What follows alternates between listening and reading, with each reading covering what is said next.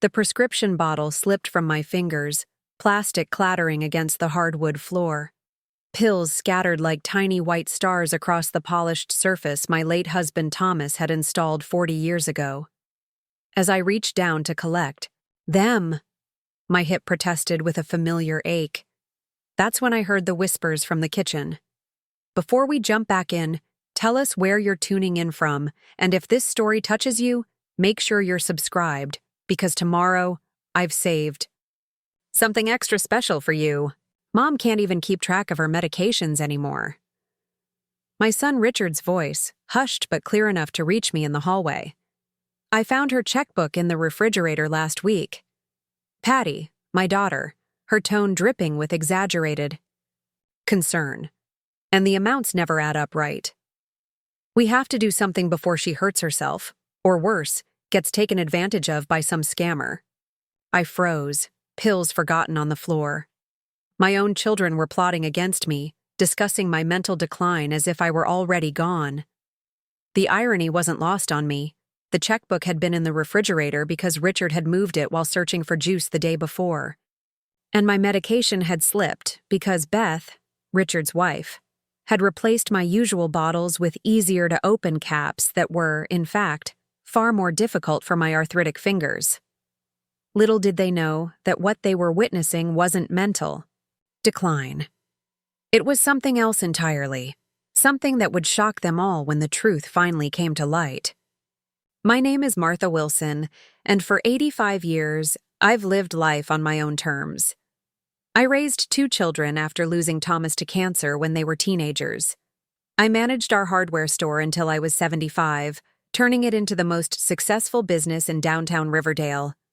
I volunteered 3 days a week at the library, teaching adult literacy classes. I gardened, played bridge, and baked award-winning pies for the county fair every summer. In short, I lived. But somewhere along the way, my children stopped seeing me as Martha and started seeing me only as Mom, a fragile entity to be managed rather than a person with dreams and agency. It began subtly. Richard would check in more frequently, always glancing around my home with narrowed eyes, as if inspecting for failures. Patty started scheduling my doctor appointments without consulting me first. My grandchildren were instructed to report back anything concerning they noticed during visits.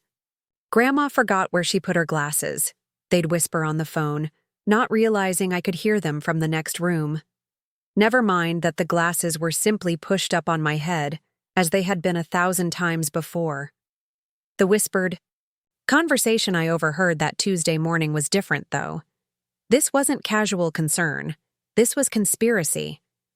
My children were building a case for my incompetence, collecting evidence like prosecutors preparing for trial. I finished gathering my pills from the floor, my movements deliberately precise. I would need to be careful now. Every moment observed could become another piece of evidence. Every misplaced item or forgotten name might be the final proof they needed to take away my independence. My suspicions were confirmed 2 days later when Richard arrived unannounced, carrying a folder tucked under his arm. He never visited on Thursdays. Thursdays were his squash days with colleagues, sacred and unchangeable since he'd turned 40. Whatever had pulled him from his routine must be important. "Mom," he said, settling into Thomas's old armchair without being invited, "we need to talk about the future." The future, as if mine was something to be discussed and decided by committee. "I'm listening," I said, folding my hands in my lap. Calm, composed, sharp as the needle I'd used to mend his torn football jersey when he was 12. "Patty and I have been talking."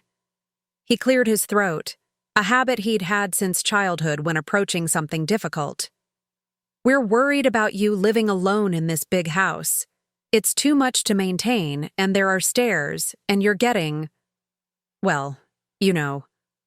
"Old?" I supplied. "I've been old for quite some time, Richard. It hasn't stopped me yet."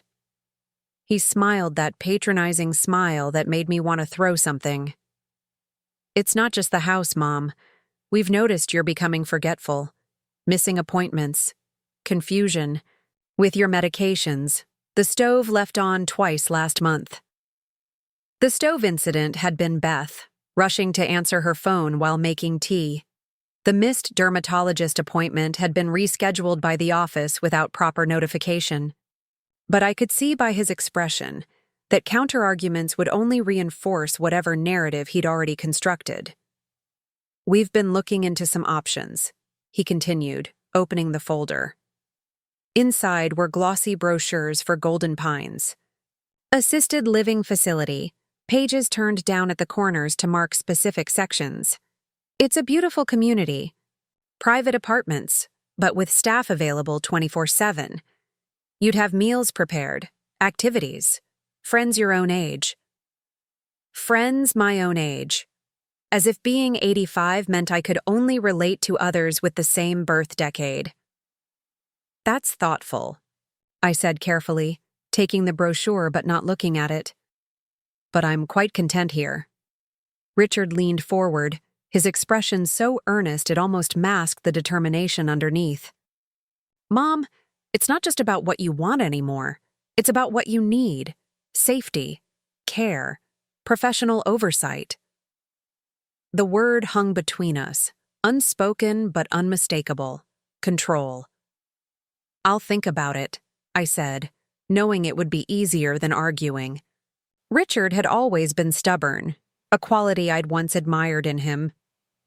After he left, I sat in my garden, watching bees navigate the lavender bushes I'd planted decades earlier. There had been a time when Richard would sit beside me, asking endless questions about each insect, each flower. Now he saw this garden as another burden I couldn't manage, rather than the joy it had always been. That evening, I called my friend Doris Henderson. We'd taught Sunday school together for 30 years before she moved to the other side of town to be closer to her daughter. "They're gathering evidence," I told her, keeping my voice low despite being alone in the house. "Habits form quickly, when you feel watched." Richard brought brochures today, for Golden Pines. "Oh, Martha!" Doris's voice crackled over the line. "Not the nursing home pitch. Joyce's son did the same thing to her last year. Next thing you know, they were selling her house out from under her." "They can't force me," I said with more confidence than I felt. "Can't they?" Doris sighed. "Joyce's children convinced her doctor she was showing signs of dementia. Once they had that diagnosis, they applied for guardianship. It was all very legal." A chill ran through me. I'd been approaching this as a disagreement, a matter of asserting my independence. But if they were building a case to declare me legally incompetent, this was war. The next morning, I had just finished breakfast when there was another knock at the door. This time it was Patty, immaculately dressed in one of her real estate showing outfits, pearl earrings catching the light. "Mom," she said, breezing past, me into the house. "We need to talk about your finances." My finances, not her finances or Richard's finances, but mine. The money I'd earned running the hardware store after Thomas died. The savings I'd built while putting both children through college without a penny of debt. The investments I'd made that had outperformed the market 3 years running. "What about them?" I asked, following her into my own living room. "Richard? And I think it might be time to consider setting up a power of attorney," she said, opening her leather portfolio. "Just as a precaution, in case anything were to happen." "A precaution," I repeated. "Exactly." She smiled. "All professional. Efficiency. It's what responsible families do. Look at the Hendersons. Their mother ended up sending $20,000 to that email scammer. By the time they found out, the money was gone." I thought of Doris's warning. Joyce's children convinced her doctor she was showing signs of dementia. "I'll think about it," I said, the same answer I'd given Richard. Non-committal, buying time. "Great." Patty seemed relieved by my easy agreement. "I've already spoken with Warren Phillips. You remember him, Mom? Our family attorney? He's prepared all the documents. We just need your signature. Already spoken with Warren. Documents prepared. They weren't asking. They were informing me of decisions already made. I said I'll think about it, Patricia. I repeated, using her full name, the way I did when she was a child in trouble. Now, wasn't today your big showing at the lakefront property? You mentioned it 3 times when you called on Sunday. The diversion worked. Patty glanced at her. Watch? Exclaimed at the time and rushed off with promises to continue this conversation soon. As I watched her sleek BMW pull away from the curb, I wondered when my children had become strangers to me. When had they stopped listening to what I said and started only hearing what they expected an old woman to say? That afternoon, I visited the Riverdale Public Library, where I'd volunteered for the past 15 years. The head librarian, Margot, waved me over to the reference desk. Martha, perfect timing. We just got those large print mystery novels you ordered for the senior book club. I smiled, genuinely pleased. The book club had been my idea 3 years ago. What had started as 4 tentative readers had blossomed into a group of 16, with a waiting list. Wonderful. And how are the literacy students progressing with the new workbooks? Preparing and narrating this story took us a lot of time, so if you are enjoying it, subscribe to our channel. It means a lot to us. Now back to the story. There, Margot began, but was interrupted by a familiar voice. Mrs. Wilson? What a surprise seeing you here. I turned to find Beth, my daughter-in-law, standing by the desk with a stack of gardening books. Beth, who had never shown interest in either libraries or gardening in all the years I'd known her. Hello, Beth. I volunteer here every Tuesday and Thursday afternoon. Have for years. I kept my voice pleasant, though suspicion flared. I didn't know you were interested in gardening. Oh, it's just a little project I'm thinking of starting, she said vaguely. Richard mentioned you might be here. He was worried when he called the house and you didn't answer. Called the house. On the landline I'd kept specifically because they insisted I needed it for emergencies. The landline I'd told them repeatedly that I rarely answered because of telemarketers. The landline right next to the calendar where I'd written library 2 p.m. to 5 p.m. in clear block letters. As you can see, I'm perfectly fine, I said, just doing my usual volunteer work. Beth nodded, her smile not quite reaching her eyes. Of course, I'll let Richard know. He worries, you know. After she left, Margot raised an eyebrow. Everything okay, Martha? I considered confiding in her but decided against it. The fewer people who knew my concerns, the better. Everything's fine. Now tell me about the literacy students. That night, unable to sleep, I went to my study and opened my laptop, the buy. One Richard had insisted on buying me to stay connected, but clearly expected to gather dust. Little did he know I'd been researching investments online for years. I typed legal rights elderly parents into the search bar. The results were eye-opening.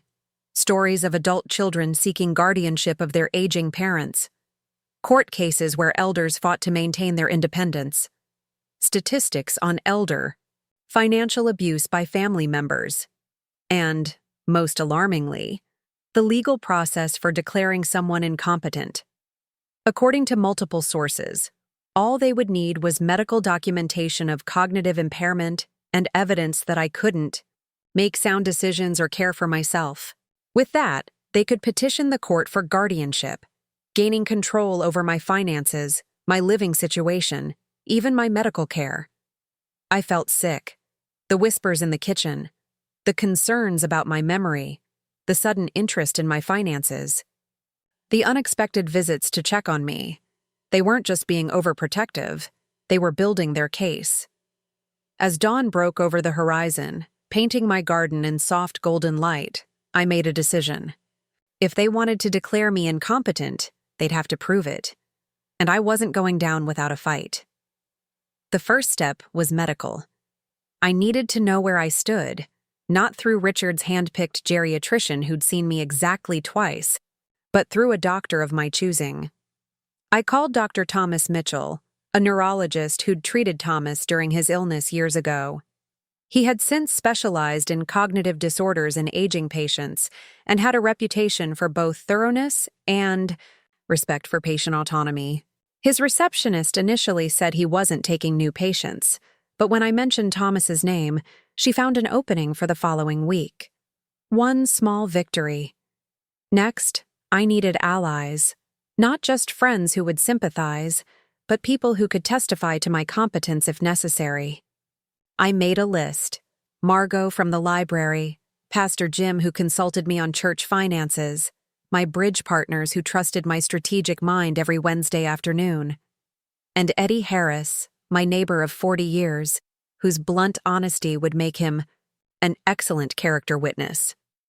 The third step was documentation. I started keeping a detailed journal of every interaction with Richard, Patty, or their spouses. Every comment about my memory, every suggestion about assisted living, every interference with my daily life, dates, times, exact wording whenever possible. I also began taking daily photos of my home, tidy, well-maintained, with fresh food in the refrigerator and all utilities functioning properly. If they were going to claim I couldn't care for myself, I would have evidence to the contrary.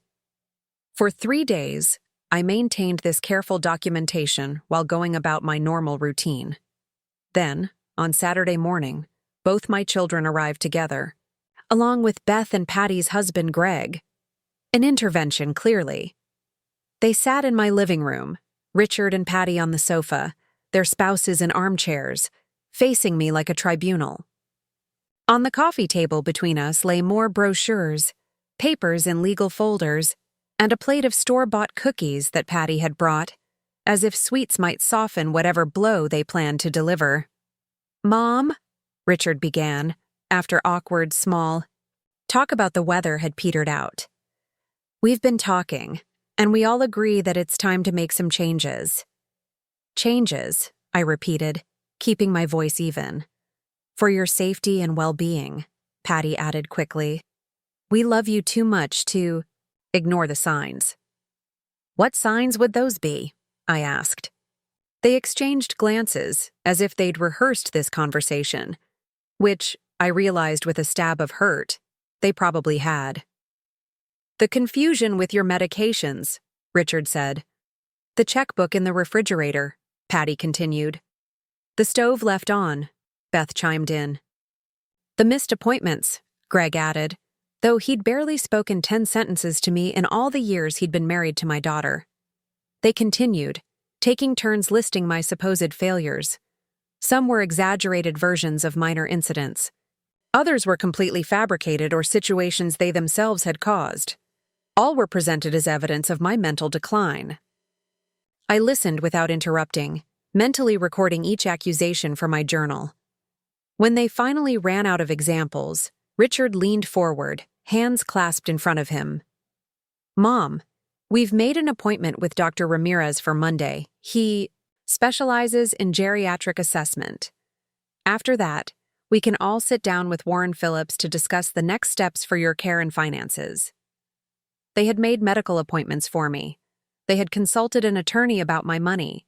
They had decided my future without once asking what I wanted.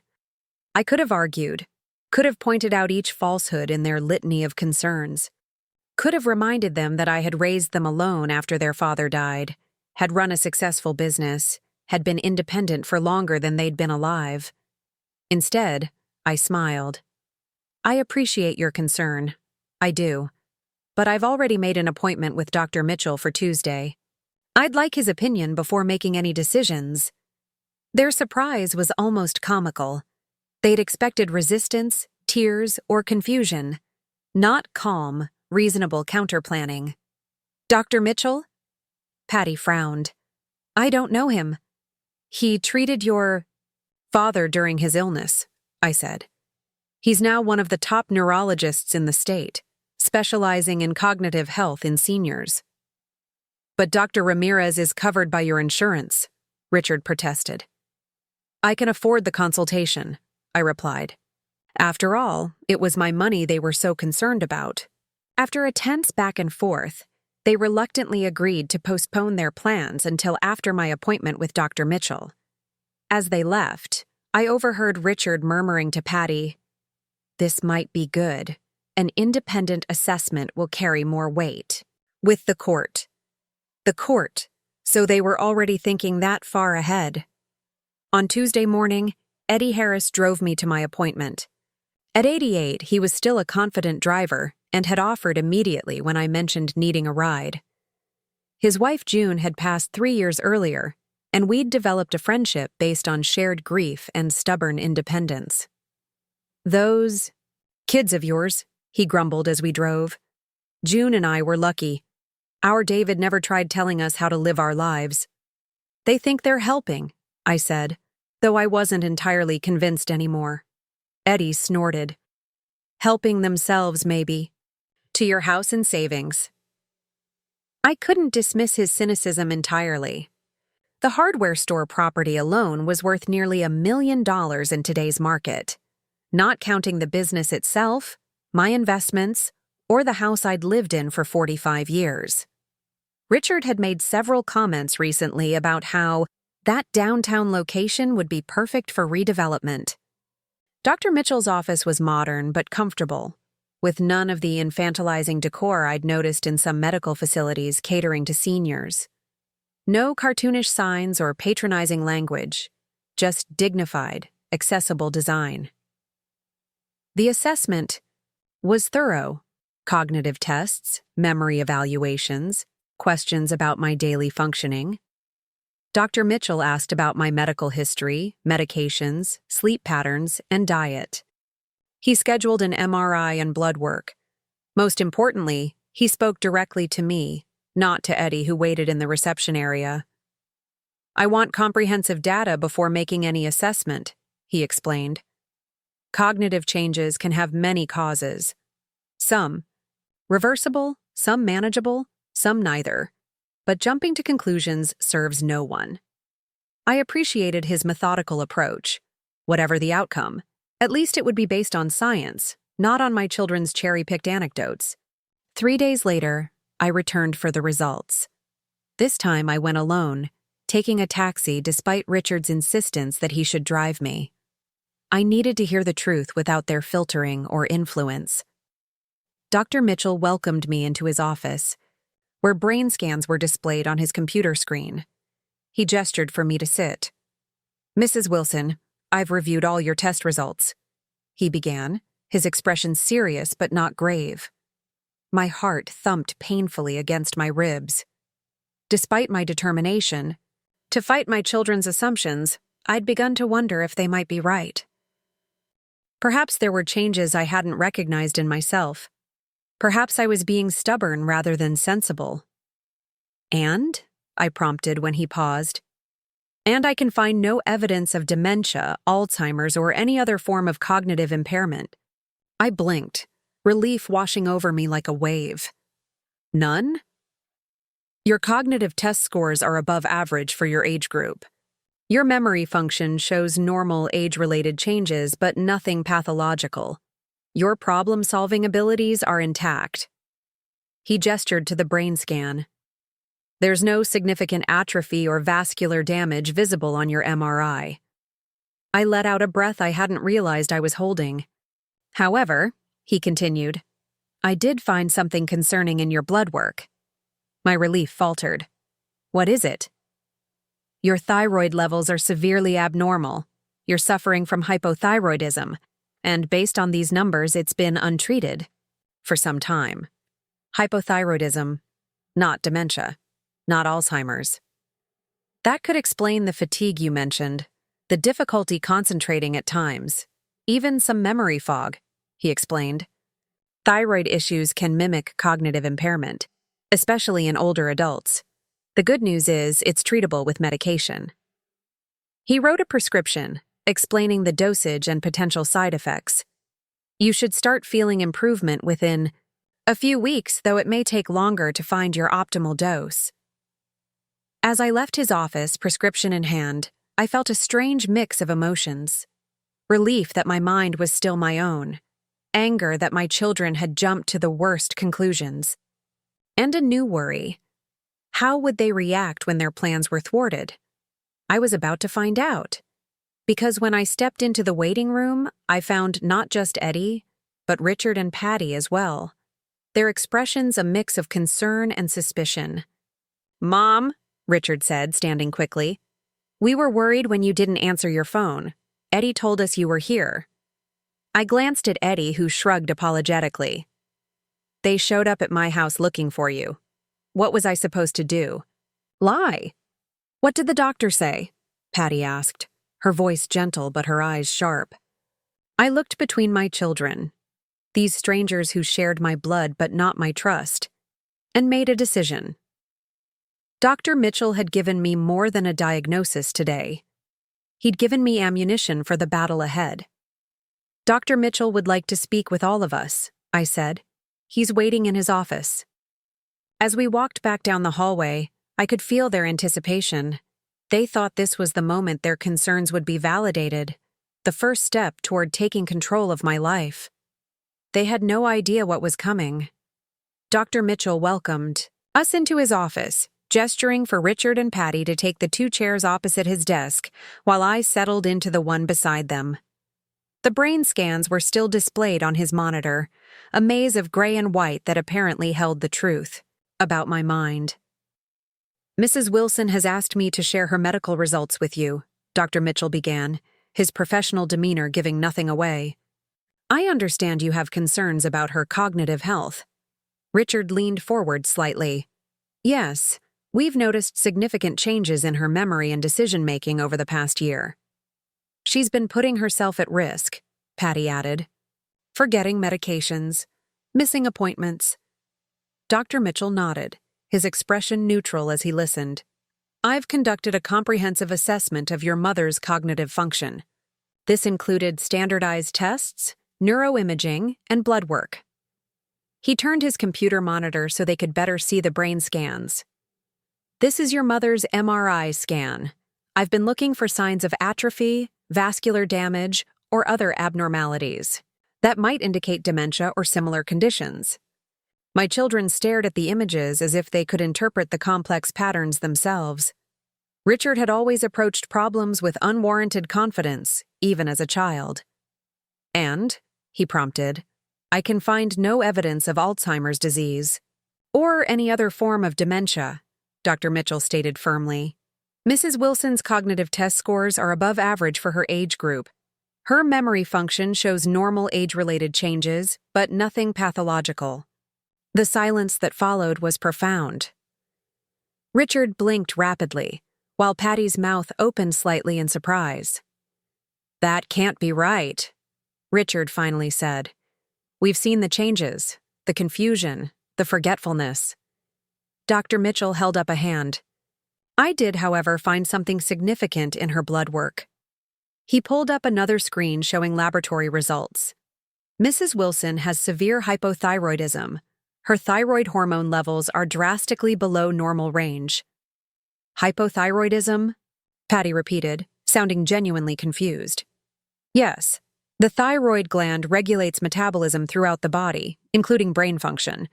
When thyroid hormone levels drop significantly, it can cause fatigue, difficulty concentrating, memory issues, depression, and other symptoms that may mimic cognitive decline." Richard frowned.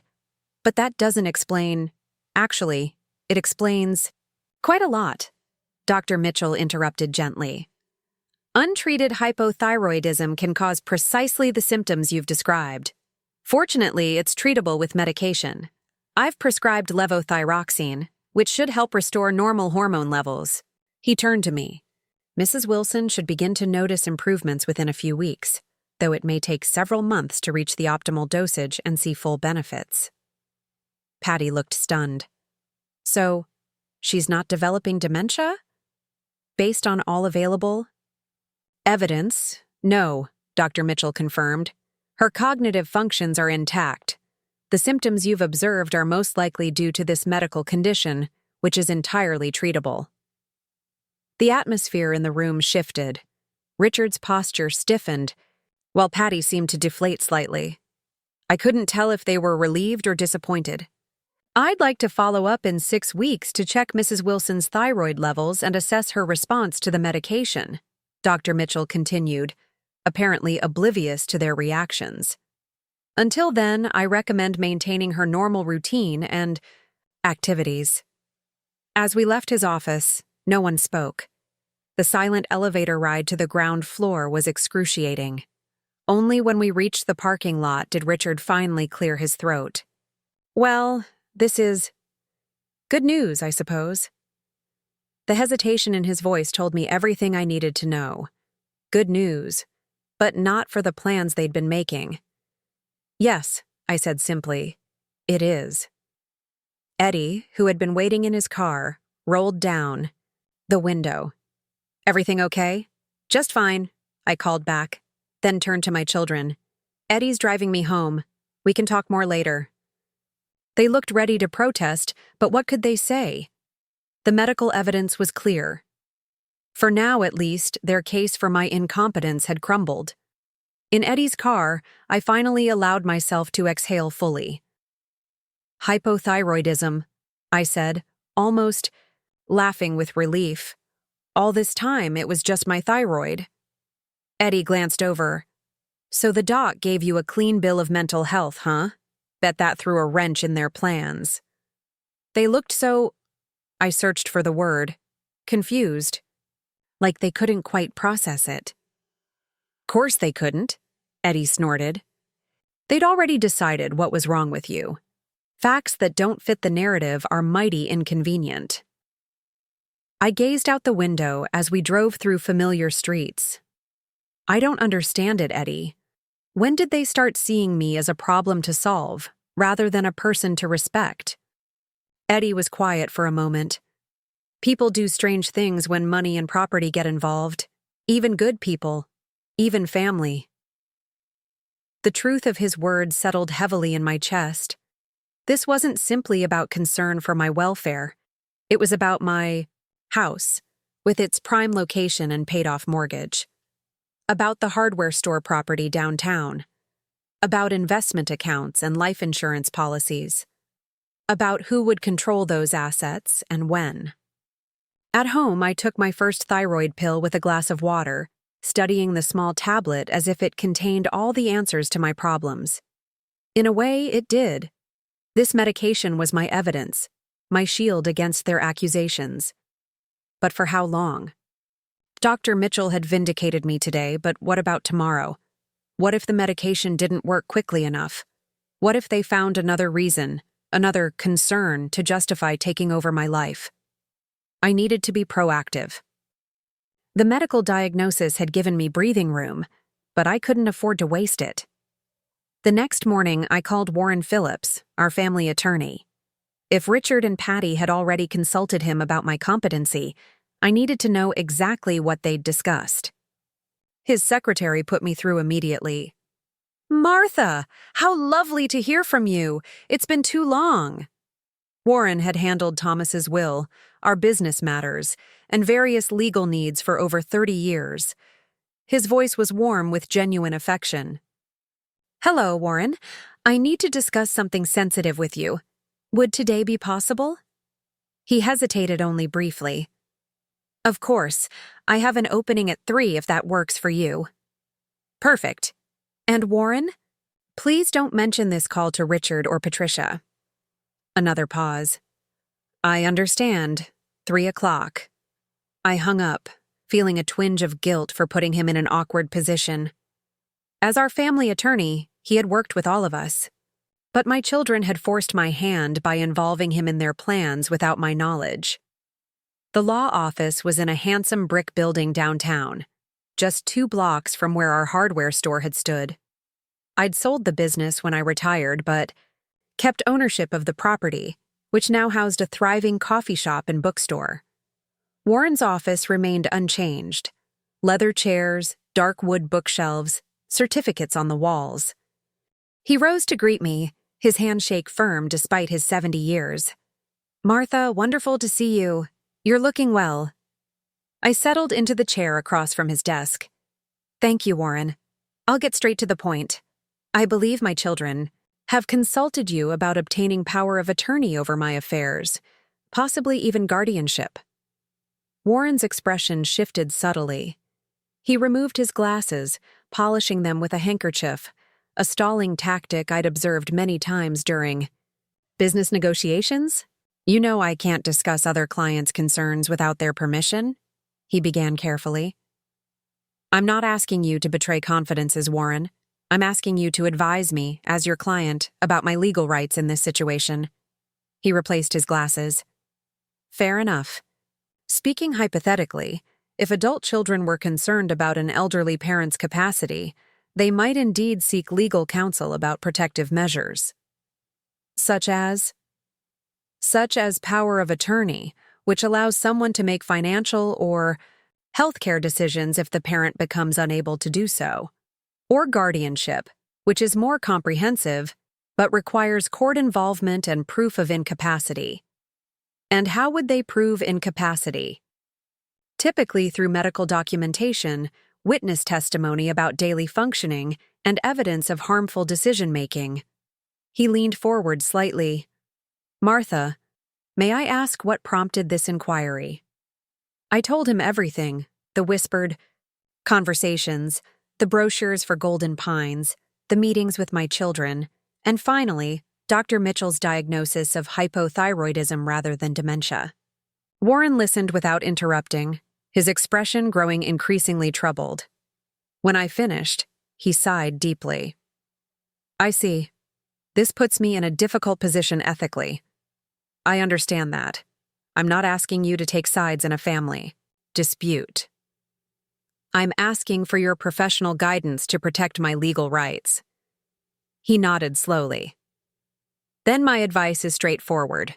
First, get your advance directives in order. Durable power of attorney, healthcare proxy, living will. Choose someone you trust implicitly to make decisions if you truly become incapacitated. Not Richard or Patty." Warren spread his hands. "That's entirely your decision, but given current circumstances, you might consider alternatives." I thought of Eddie, whose blunt honesty and respect for independence made him a far better advocate. Then my own children. "What else?"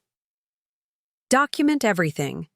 Keep copies of your medical records, especially Dr. Mitchell's assessment.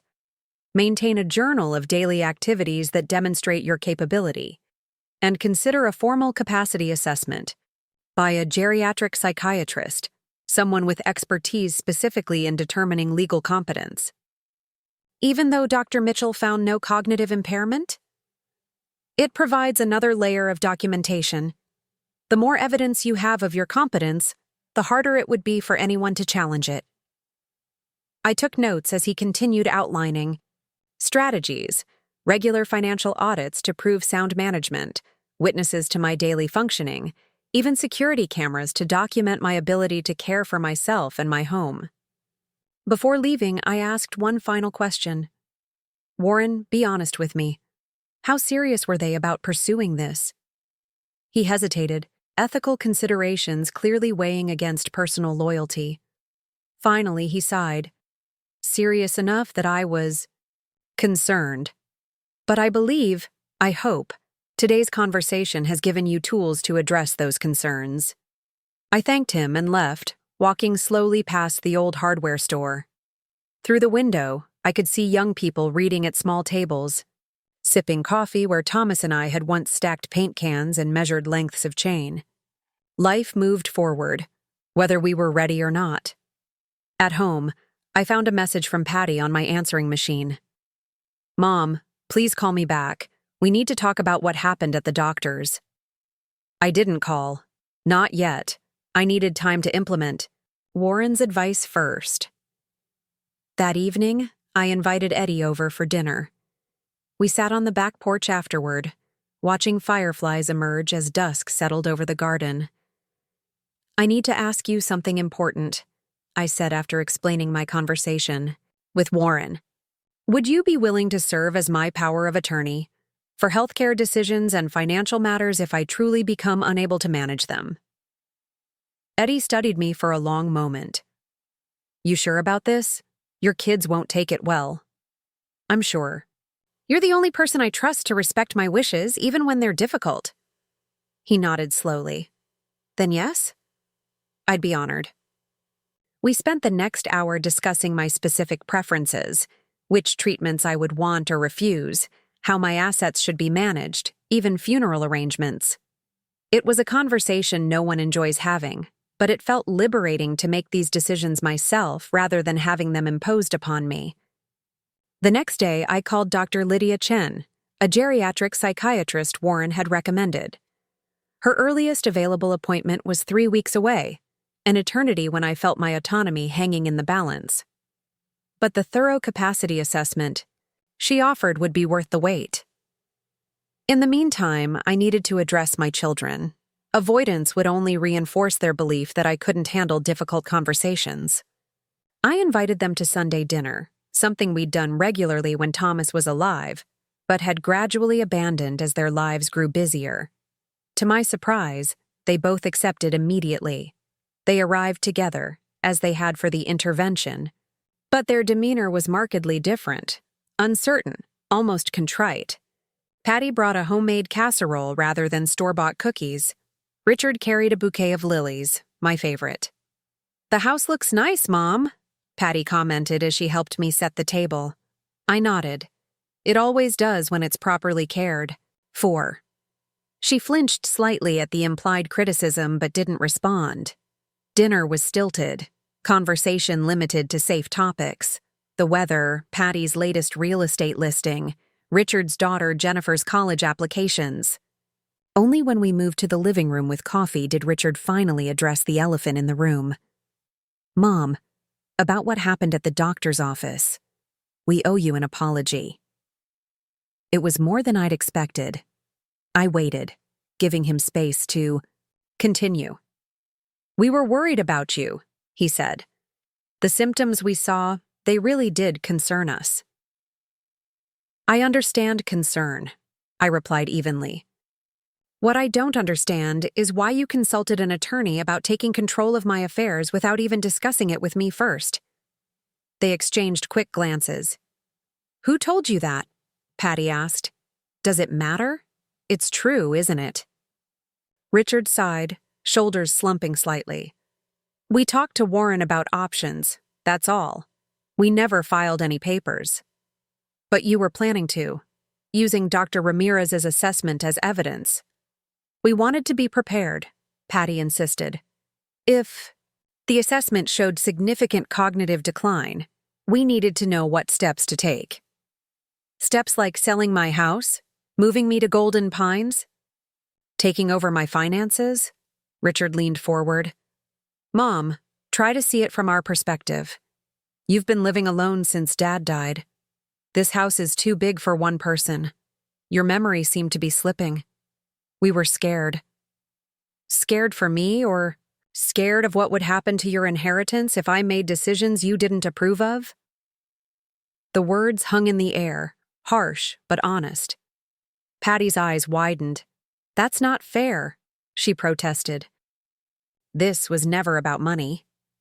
"Wasn't it? Richard, how many times have you mentioned that my downtown property would be perfect for redevelopment? Patty, wasn't it you who suggested I might be taken advantage of by some scammer?" They had no ready response. In the silence, I continued more gently. "I understand fear. I've been afraid too. Afraid of losing my independence. Afraid of becoming a burden. But I've never stopped being a person capable of making my own choices." Richard ran a hand through his hair, a gesture so reminiscent of Thomas that it made my heart ache. "We never meant to take your choices away, Mom. We just wanted to protect you. By making decisions for me rather than with me. By gathering evidence against me rather than talking to me about your concerns." Patty's eyes filled with tears. "We made mistakes, bad ones. But please believe we thought we were doing the right thing." Perhaps they had. Perhaps their intentions had truly been good, their methods misguided. Or perhaps they'd cloaked self-interest in the language of concern. Either way, we needed to move forward. "I've made some decisions I want to share with you," I said. First, I've appointed Eddie Harris as my power of attorney for both healthcare and financial matters. Their shock was immediate. "Eddie?" Richard exclaimed. "But he's older than you are." "He's also my most trusted friend and respects my wishes.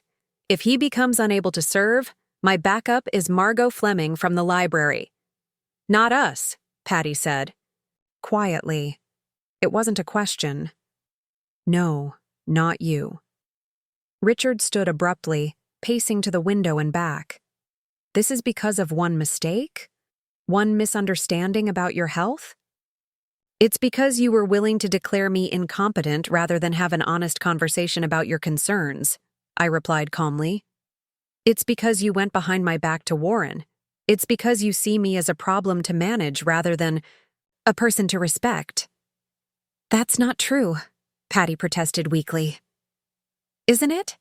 When was the last time either of you asked about my dreams, my fears, my wishes for the future? Not as your mother who needs care, but as Martha Wilson, a person with my own identity beyond motherhood." They were silent, perhaps searching their memories for conversations that had never happened. "Second," I continued, "I'm scheduling a formal capacity assessment with Dr. Chen, a geriatric psychiatrist. This will provide documented evidence of my competence that can't be disputed."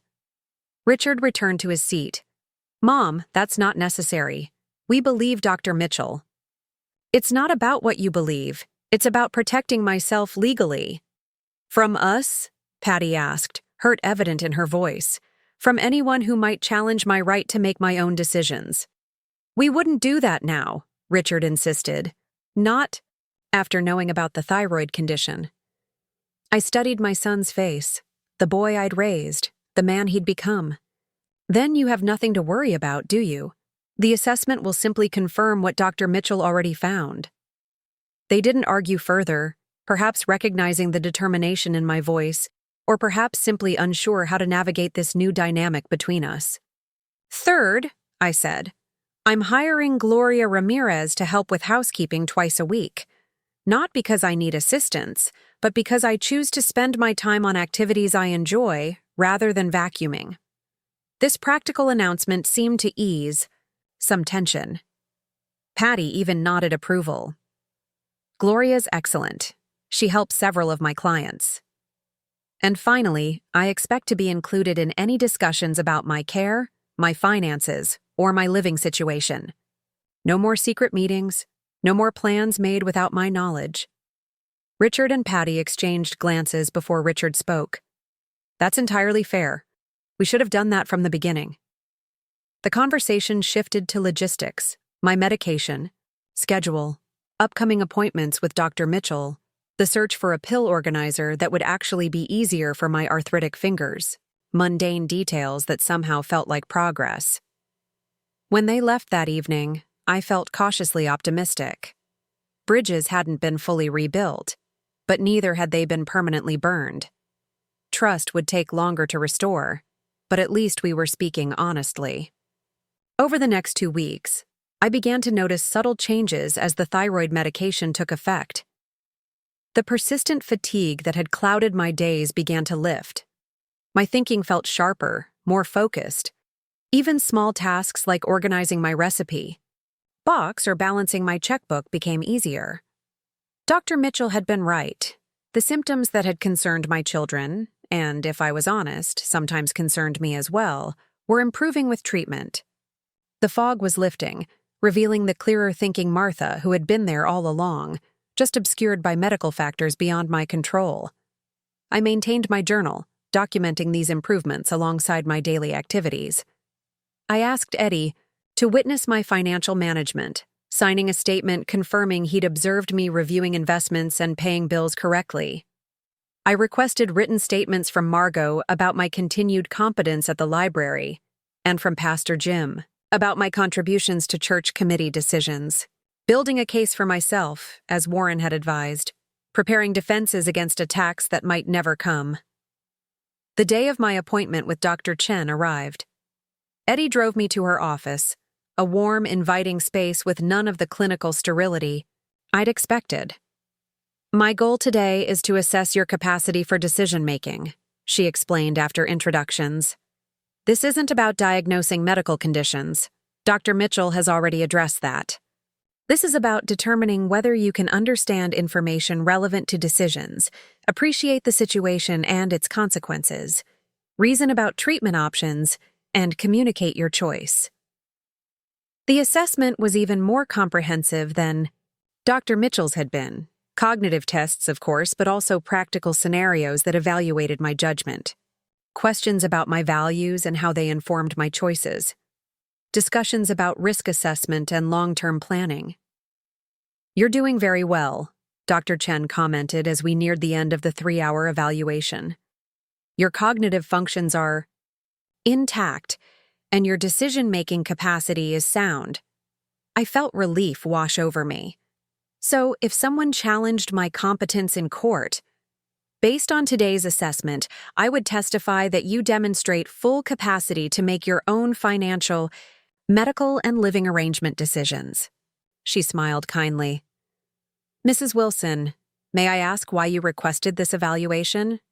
Most people come here because someone else has questioned their capacity. My children tried to declare me incompetent, I said simply. I needed evidence to protect myself. Understanding dawned in her eyes. Unfortunately, that's not uncommon. Many families struggle with shifting dynamics as parents age. Dr. Mitchell found I have hypothyroidism, not dementia. The medication is already helping. She nodded. Excellent. Untreated hypothyroidism can certainly cause symptoms that mimic cognitive decline. I'm glad you received proper diagnosis and treatment. As she walked me out, she added, My written assessment will be ready next week. It should provide the documentation you need, though I hope you won't need to use it in court. So do I replied, but better prepared than vulnerable. Eddie was waiting in the reception area, thumbing through a fishing magazine. How'd it go? She said I have full capacity, I told him as we walked to the car. Written assessment next week. Never doubted it for a minute, he said gruffly. Those kids of yours just weren't looking closely enough. Perhaps he was right. Perhaps Richard and Patty had seen what they expected to see, an aging mother, whose occasional forgetfulness confirmed their fears rather than reflecting normal changes or treatable medical conditions. Or perhaps they had seen what was convenient to see. A mother whose decline justified intervention that might also give them access to assets they felt entitled to inherit. The truth probably lay somewhere in between. Genuine concern mixed. With self-interest, love complicated by impatience, fear expressed as control. As Eddie drove through familiar streets toward home, I found myself wondering about the future. The medical diagnosis and capacity assessment had provided immediate protection. But what about the long term?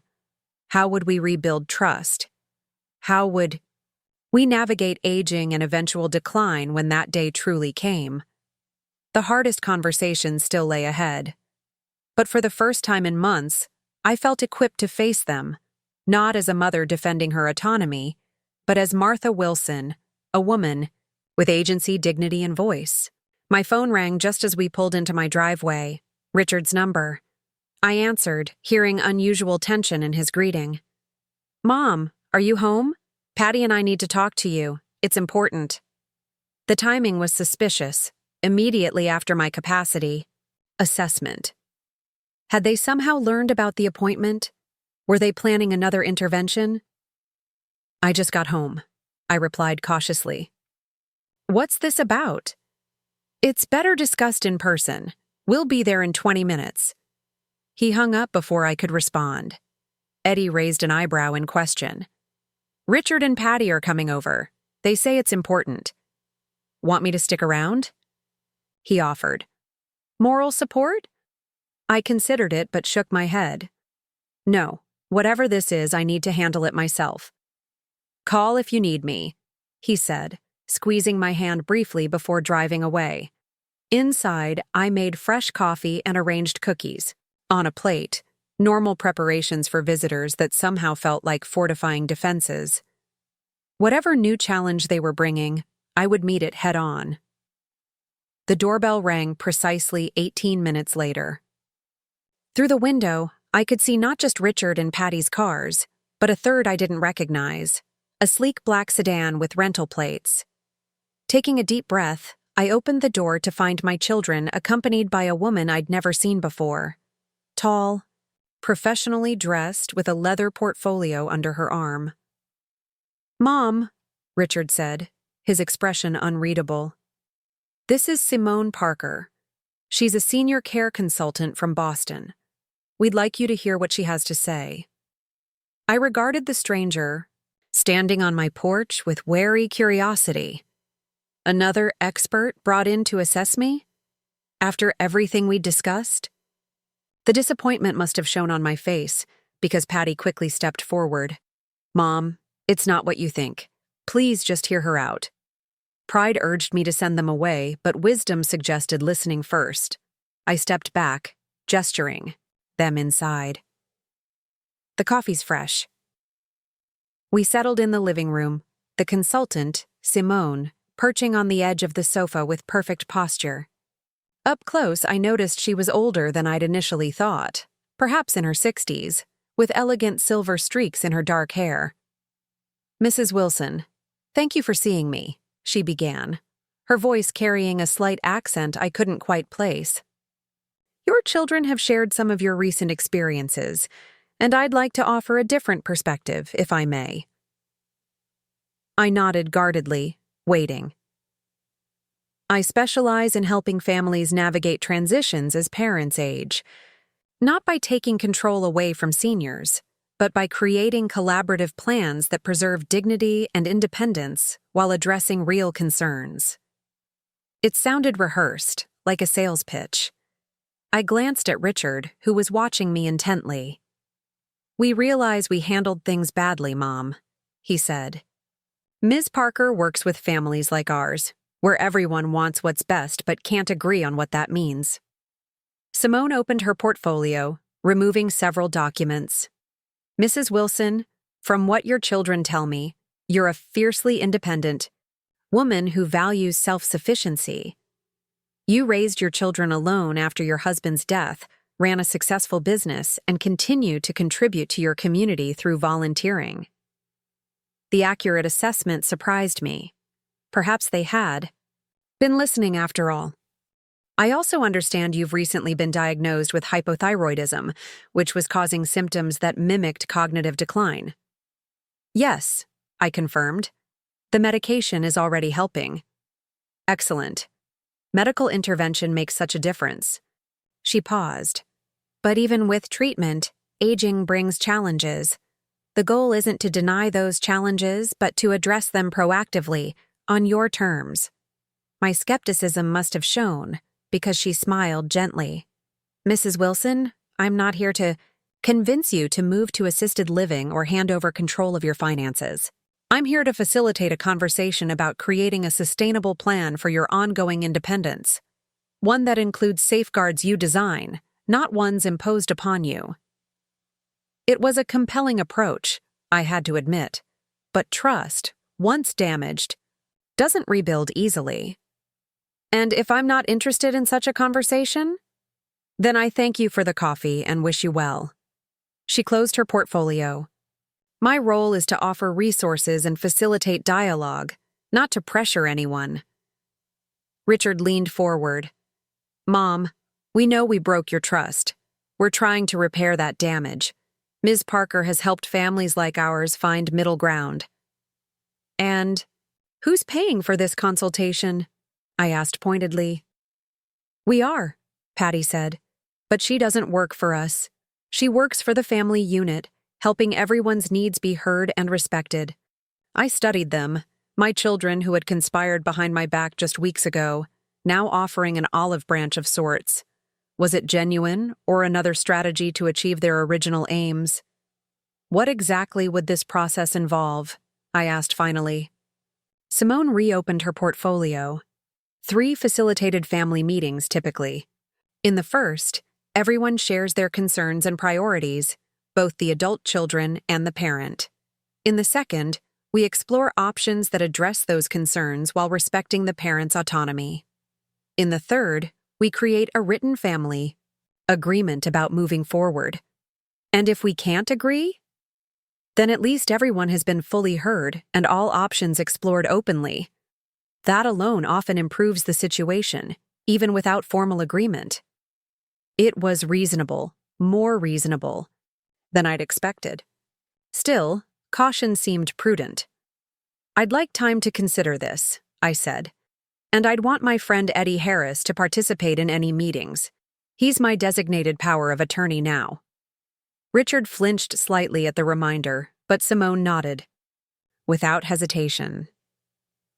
"Family meetings can include anyone you consider family, by blood or by choice. Mr. Harris would be welcome." She handed me her business card. "Take whatever time you need to decide. Your children have my contact information if you wish to proceed." As they prepared to leave, Simone asked to use the restroom. Patty directed her down the hall, leaving me momentarily alone with Richard. "This isn't a trap, Mom," he said quietly. We realized how wrong our approach was. This is our attempt to do better. I wanted to believe him. Despite everything, these were still my children whom I'd raised and loved. "I'll think about it." After they left, I called Eddie to update him. He was skeptical, but not dismissive. "Could be legitimate," he conceded. "Could also be a more sophisticated way to get what they want. This Simone person sounds polished. She is, very professional, very reasonable. Wouldn't hurt to check her credentials. Got her full name?" I read it from her card. Simone Parker, MSW, Senior Life Transitions Consultant. "I'll ask David to look her up online," Eddie offered, referring to his son who lived in Boston. "If she's legitimate, he'll find her website, credentials, that sort of thing." I agreed, hanging up with a promise to call him the next day. Then I sat in my garden, watching bees navigate the lavender bushes as I considered this new development. Part of me wanted to refuse on principle. They had gone behind my back again, hiring a consultant without consulting me first. Yet this felt different, less controlling, more conciliatory. And frankly, having a neutral third party facilitate difficult conversations might be exactly what we needed. That evening, I received a text from Patty. "No pressure about Ms. Parker. Just wanted you to know we're trying to find a better way forward. Love you, Mom." The simple message touched me more than I expected. Perhaps there was hope for understanding after all. The next afternoon, Eddie called with his findings. "According to David, this Simone Parker checks out. Licensed social worker, specializes in elder care mediation, has a practice in Boston, good reviews online. Been doing this work for 15 years.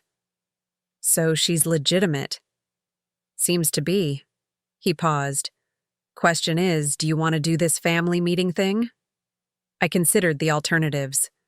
Continue the standoff with my children, maintaining defenses against attacks that might never come, or engage in a structured process that might rebuild trust and communication? "I think I do," I said finally. "With you there, of course." "Of course?" he echoed. "Those kids of yours better be sincere about this." I hoped they were. The next day, I called Richard and agreed to try Simone's process, with several conditions. Meetings would be held at my home, Eddie would participate fully, and I could end the process at any time if I felt it wasn't productive. Richard agreed immediately. "That's completely fair, Mom. Thank you for being willing to try." The first meeting was scheduled for the following week. In preparation, Simone sent materials for everyone to review, questions to consider in advance, ground rules for communication, and a clear outline of the process. As I read through them, I was impressed by the thoughtfulness of the approach.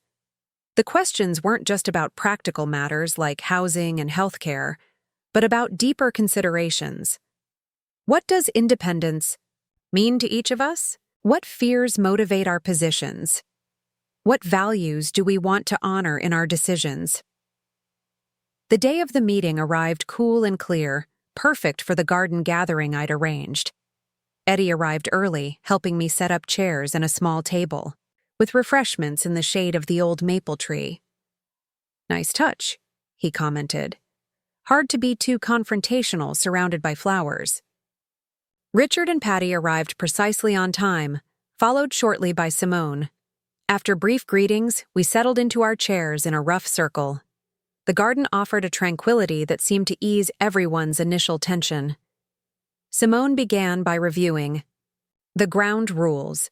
One person speaks at a time, no interrupting, focus on I statements rather than accusations, commitment to listen with an open mind. Then she turned to me. "Mrs. Wilson, since this is your home and these discussions center around your life, would you like to start by sharing your perspective?" I had prepared for this moment, thinking carefully about what I wanted to convey. I've been independent all my adult life. After Thomas died, I raised 2 children alone while running a business. I've made my own decisions, solved my own problems, and built a life I'm proud of. A gentle breeze stirred the wind chimes Thomas had hung decades ago, their melody punctuating my words. When you began making plans for my care without consulting me, discussing my finances with Warren, scheduling appointments with doctors I hadn't chosen, researching facilities I had no interest in, it felt like a betrayal. Not just of my trust, but of my personhood. As if I had suddenly become invisible in discussions about my own life. Richard shifted uncomfortably, but neither he nor Patty interrupted. "I understand you were concerned. The hypothyroidism was causing real symptoms that worried you. But your response wasn't to talk with me about those concerns. It was to talk about me, around me, without me." I paused, gathering my thoughts. What I want is respect for my autonomy. Collaboration rather than control. Recognition that even as I age, I remain the primary decision-maker in my life. Simone nodded encouragingly. "Thank you for that clarity, Mrs. Wilson. Richard or Patty, would one of you like to share next?" Patty glanced at Richard, who nodded for her to go ahead. She took a deep breath. "Mom, first I want to say I'm sorry, not just for how we handled things, but for how it made you feel." She twisted her wedding ring nervously. "I was scared. When I found your checkbook in the refrigerator, when you missed appointments we'd written on your calendar, when the stove was left on, I didn't see an independent woman making choices. I saw my mother potentially in danger." She looked up, meeting my eyes directly. "But I didn't talk to you about it. I talked to Richard, to Greg, even to Warren. Everyone except the person who mattered most." Her voice caught slightly. I think I was afraid you'd dismiss my concerns, so I built a case instead of having a conversation." It was more self-awareness than I'd expected from Patty, who had always been quick to justify her actions. Richard spoke next, his usual confidence muted. "I've been thinking a lot about why we handled this so badly. Part of it was genuine worry. But if I'm honest, part of it was also convenience." Eddie raised an eyebrow, and Richard continued with visible discomfort. "It's easier to make decisions for someone than to support them in making their own decisions. Faster, more efficient." He grimaced. "I handle problems for a living. I identify issues, develop solutions, implement them. I treated your aging like a business problem to solve, not a life transition to navigate together." The admission hung in the air, remarkable in its honesty. "And there's another factor," he added reluctantly. "I've never seen you as vulnerable before. You were always the strong one, always in control. Seeing signs of what I thought was cognitive decline. It scared me badly. I reacted to that fear by trying to take control." Simone turned to Eddie. "Mr. Harris, would you like to share your perspective as Martha's friend and advocate?" Eddie cleared his throat. "I've known Martha for 40 years. Watched her run that hardware store, raise these 2, serve on every committee in town. Never met a stronger woman." He glanced at Richard and Patty. Your mother isn't just independent, she's resourceful, always has been. When problems come up, she finds solutions. He leaned forward, elbows on knees. This medical issue with her thyroid, that's just another problem to solve.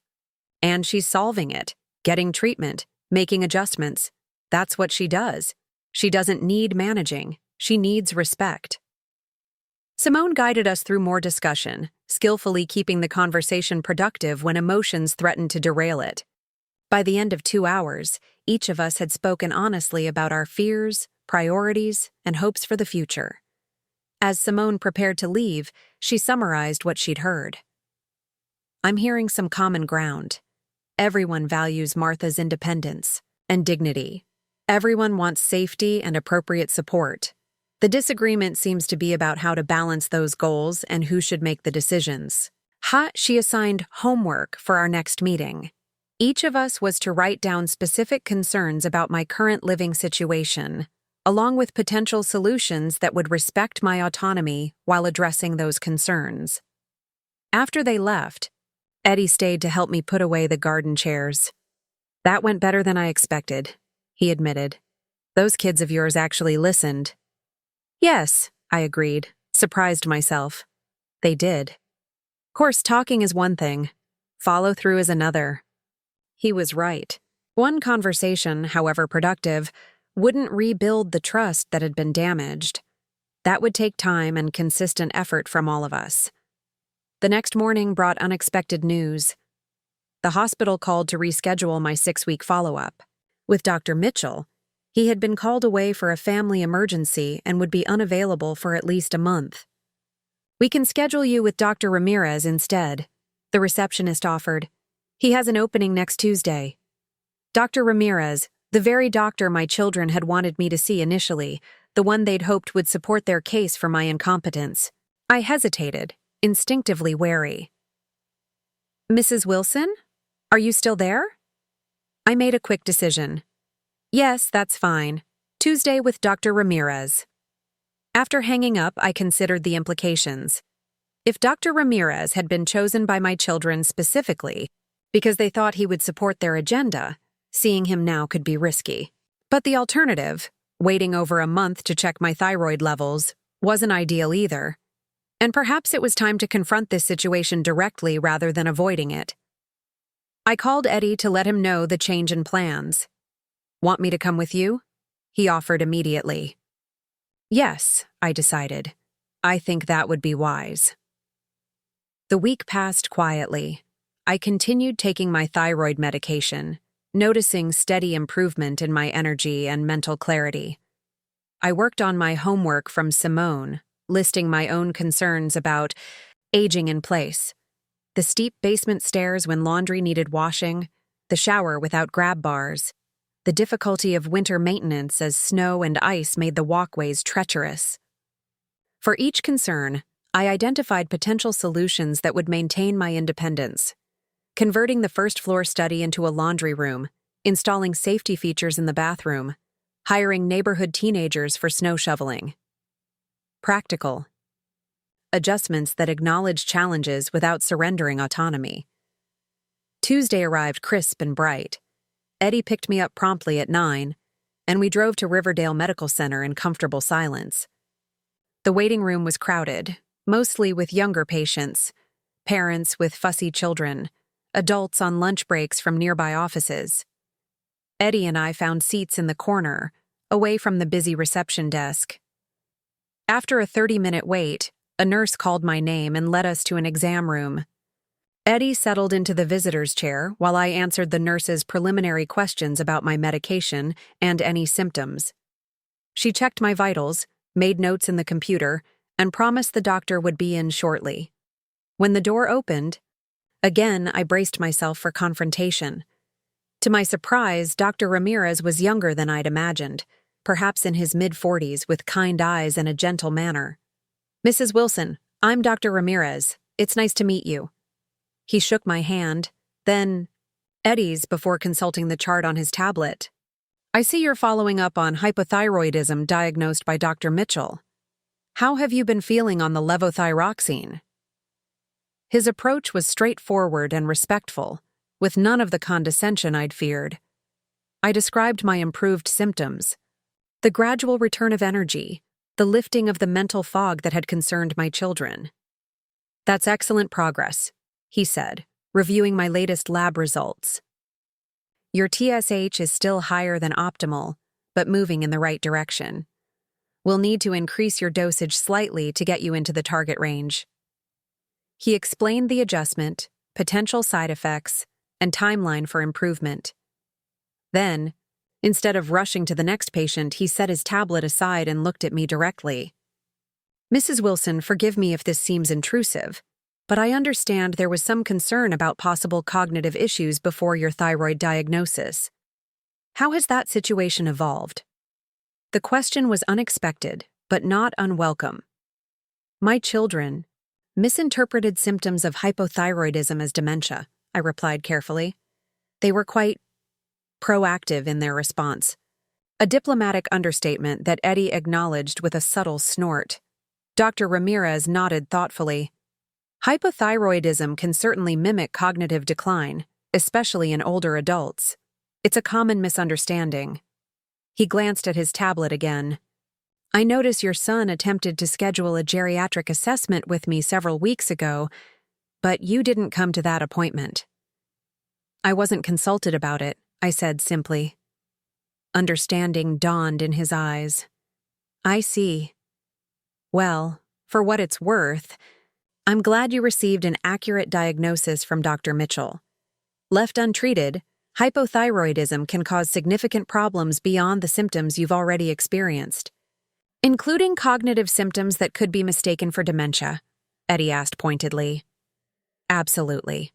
Brain fog, memory issues, confusion, all can result from untreated thyroid dysfunction." He wrote something on a prescription pad. "Mrs. Wilson, if you don't mind my asking, have you had a formal cognitive assessment since your thyroid diagnosis?" "Yes, with Dr. Chen, a geriatric psychiatrist. She found no evidence of cognitive impairment." He smiled. "Excellent. That's thorough." "Kare." He handed me the prescription. "Here's your adjusted dosage. We'll check levels again in 6 weeks, then likely every 6 months after that, assuming things stabilize." As we prepared to leave, I asked the question that had been nagging at me. "Dr. Ramirez, had I come to that appointment my son scheduled, what would your approach have been?" He considered the question carefully. "I would have done a standard geriatric assessment, which would have included blood work that likely would have revealed your thyroid condition. But I never begin with the assumption that memory issues in older adults are automatically dementia. There are too many other potential causes that need to be ruled out first." It was reassuring to hear, though it didn't erase my wariness completely. As Eddie and I left the medical center, I felt a complex mix of emotions: relief at the continued improvement in my health, lingering caution about my children's intentions, and growing confidence in my ability to navigate this challenging terrain. "He seemed decent enough," Eddie commented as we drove home. "Not the villain I was expecting." "No," I agreed. "Though that doesn't mean Richard and Patty weren't hoping for a different outcome from that original appointment." "True enough. People tend to find what they're looking for." He glanced over. "Speaking of which, ready for round 2 with Simone tomorrow?" I nodded. The second family meeting was scheduled for the following afternoon, again in my garden, if weather permitted. "I've done my homework. Have you?" "Wrote down exactly what I think they should and shouldn't be involving themselves in when it comes to your life," he confirmed. Didn't mince words either. I smiled at that. Eddie's bluntness was one of his most valuable qualities as an advocate. He would say the uncomfortable truths others might dance around. That evening, I reviewed my notes for the upcoming meeting, adding details from my appointment with Dr. Ramirez. The increased medication dosage, the continued improvement in symptoms, the confirming opinions from multiple medical professionals, all evidence that the original crisis had been largely medical, not cognitive, and was being appropriately addressed. The next day dawned overcast but dry, suitable for our garden meeting. As I arranged chairs under the maple tree, I noticed new buds forming on my rose bushes, the heritage varieties Thomas and I had planted decades ago, still thriving with proper care and occasional pruning. A fitting metaphor for my own condition. Perhaps. Eddie arrived early again, this time bearing a thermos of coffee. Strong enough to stand a spoon in, as he put it. We reviewed our notes together, comparing concerns and solutions. His list was more direct than mine, with items like, they don't get to decide where she lives, period, and medical decisions are hers to make, not theirs to manage. Richard and Patty arrived together, followed moments later by Simone. After brief greetings, we settled into our circle, more comfortable with the process this time. Simone began by asking each of us to share our homework, the specific concerns we'd identified and potential solutions we'd considered. I went first, presenting my thoughtful analysis of the challenges I faced aging in place and the practical modifications that could address them. I'm not denying there are issues to consider, I concluded. I'm simply asserting my right to identify those issues myself and participate fully in developing solutions. Patty went next. Her list surprisingly aligned with mine in many ways. She had concerns about the house maintenance, my ability to get help quickly in an emergency, transportation as my night vision decreased. But rather than jumping to assisted living as the only solution, she had researched home modifications, medical alert systems, and transportation services for seniors. I still worry, she admitted. But I understand now that there are ways to address those worries without disrupting your whole life. Richard's list was more focused on financial matters, ensuring bills were paid on time, protecting against scams and exploitation, planning for potential long-term care needs. But he, too, had shifted from control to collaboration in his proposed solutions. I've been researching something called supported decision-making, he explained. It's an alternative to guardianship that provides assistance while preserving autonomy. Essentially, you'd retain all your legal rights, but have access to support for complex decisions when needed. The concept was new to me, but immediately appealing. It acknowledged the potential need for assistance without removing my authority to make my own choices. Eddie's contribution was characteristically straightforward. Martha needs 3 things, he said. Respect for her decisions, practical help with tasks that are becoming difficult, and protection from anyone, family included, who might try to override her wishes. Simone guided us through comparing our lists, identifying areas of agreement, and points of potential conflict. To my surprise, there was considerable overlap in our concerns, if not always in our preferred solutions. This is excellent progress, she noted as we wrapped up the second hour of discussion. For our final meeting next week, I'd like each of you to consider what commitments you're willing to make to support this new understanding.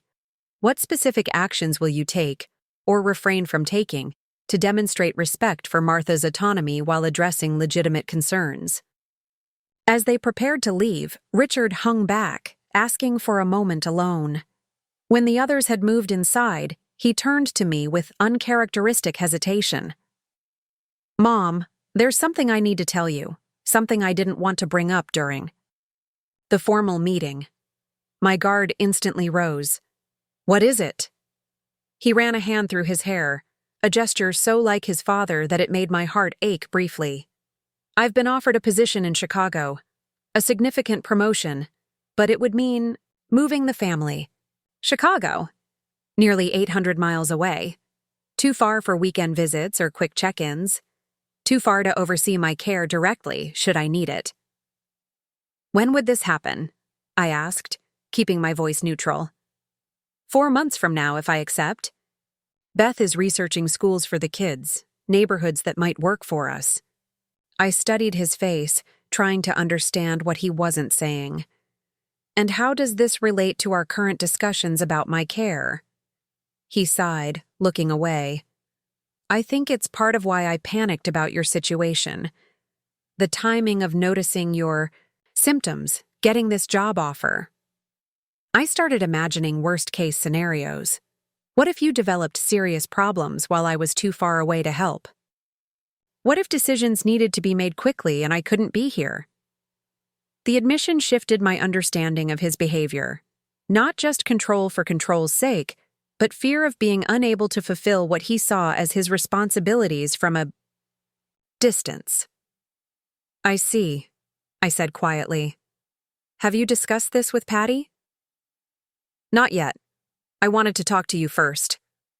I appreciated that at least. Richard, your career matters. Your family's opportunities matter. You shouldn't make decisions based solely on my situation. But you're my mother, he protested. I have responsibilities to you too. Yes, you do. But those responsibilities don't include sacrificing your own life or managing mine from afar. I reached for his hand, squeezing it gently. Maybe this is exactly why we need the kind of planning we're doing with Simone, to develop systems that work regardless of where you live. He nodded slowly. I hadn't thought of it that way. Take the job if it's right for you and your family, I said firmly. We'll figure out the rest. After he left, I sat alone in the garden, processing this new information. Richard's potential move added urgency to our discussions, but it also clarified the stakes. Whatever arrangements we made needed to function whether my children lived nearby or across the country. That evening, as I prepared for bed, my phone rang. It was Patty, her voice tense. Mom, Richard just told me about Chicago. We need to talk about what this means for your care. So much for him discussing it with me first. He only mentioned it to me this afternoon, Patty. What? He didn't tell me that. I assumed. She paused. Never mind. The point is, this changes everything.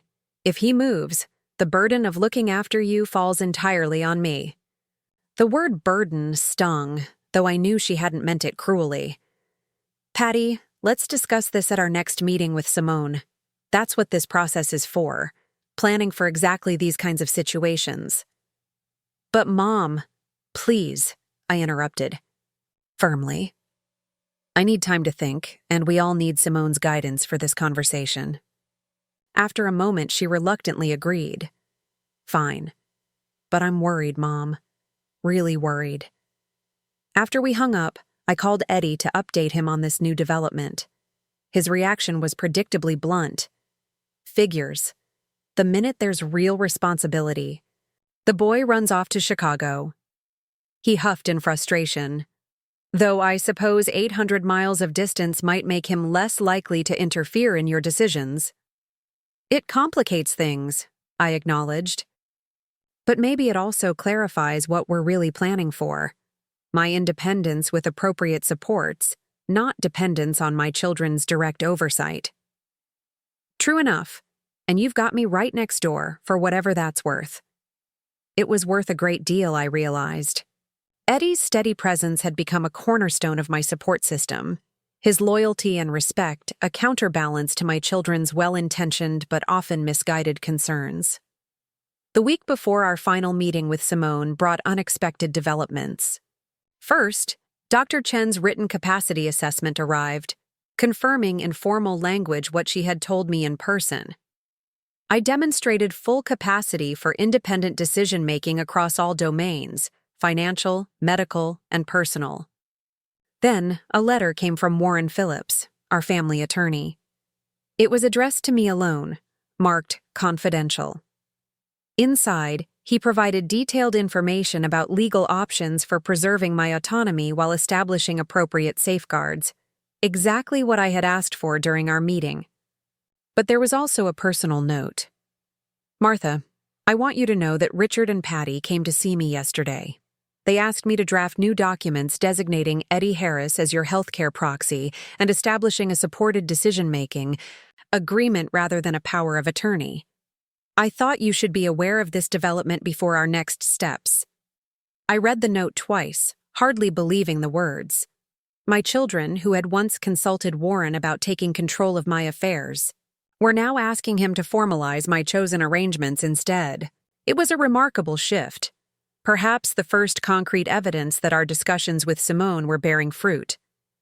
The final meeting was held indoors due to rain. We gathered in my living room, the coffee table laid with refreshments and the documents each of us had prepared detailing our commitments moving forward. Simone opened the session by acknowledging the new circumstance we were addressing. I understand there's been a development regarding Richard's potential relocation. This gives us an opportunity to ensure our plan works regardless of geographic proximity. She turned to me. Martha, would you like to begin by sharing the commitments you're prepared to make? I nodded, referring to my notes. I commit to maintaining my health by taking medications as prescribed and keeping medical appointments. I will accept appropriate help with tasks that have become difficult, including hiring services when needed. I paused, meeting each of their eyes in turn. I also commit to regular, honest communication about changes in my condition or circumstances. No hiding problems out of pride or fear. It was an important concession on my part, acknowledging that independence didn't mean refusing all assistance or concealing difficulties. Richard went next. I commit to respecting Mom's decisions about her living situation and care, even if I would choose differently. I will offer information and support, but not pressure or control. He took a deep breath. If I accept the position in Chicago, I commit to maintaining regular contact through video calls and visits as often as possible. I will not use distance as an excuse to exclude Mom from family events or decisions. Patty followed. I commit to communicating directly with Mom about concerns rather than discussing them with others first. I will ask how I can help rather than assuming what she needs. She glanced at Richard. And I commit to not resenting my brother if his move means I have more direct responsibility for being available to Mom when needed. The last commitment clearly cost her, but its honesty was important. Resentment left. Unacknowledged would only fester. Eddie completed the circle. I commit to supporting Martha's independence while watching out for her welfare. I'll speak up when I see problems, but I'll respect her right to make her own choices, even risky ones. He fixed Richard and Patty with a stern look. And I commit to being her advocate against anyone who tries to override her wishes, including you two, if necessary. Simone guided us through discussing each commitment, refining language, and addressing potential conflicts or gaps. By the end of 2 hours, we had developed a comprehensive family agreement that balanced respect for my autonomy with practical supports for aging safely in place. The document included specific actions each person would take, boundaries all agreed to respect, and processes for addressing new concerns as they arose. It wasn't legally binding, but it represented a moral commitment from each of us, a roadmap for navigating the challenging terrain ahead. As Simone prepared to leave, she offered a final observation. Family relationships are constantly evolving. This agreement isn't carved in stone. It's a living document that will need revisiting as circumstances change. The important thing is that you've established a foundation of mutual respect and clear communication for those future conversations. After she left, the four of us remained in the living room, a moment of shared accomplishment hanging in the air. It wasn't perfect harmony. Too much had happened for that. But it was a beginning, a framework for rebuilding trust, one decision at a time. Richard broke the silence. I accepted the Chicago position yesterday. We'll be moving in July. I nodded, having expected this. Congratulations. It's a wonderful opportunity for you and the family. Patty reached for my hand. We'll make this work, Mom, even with him abandoning us for the Windy City. Her tone was light, the joke masking real anxiety but not bitterness. Eddie snorted. Chicago's overrated. Too much wind, too much crime, too much of that deep dish monstrosity they call pizza. The tension broke as Richard laughed. "I'll remember that when I'm sending you all tickets to visit." As they prepared to leave, I felt a curious mix of emotions: relief that we had navigated this difficult passage, cautious optimism about our new understanding, and a quiet pride in having stood firm for my autonomy when it would have been easier to acquiesce. The hypothyroidism had been a blessing in disguise in a way. Without Dr. Mitchell's diagnosis, without the clear medical explanation for my symptoms, my children might have succeeded in having me declared incompetent. Instead, that medical crisis had forced a necessary reckoning about power, respect, and the complexity of aging with dignity.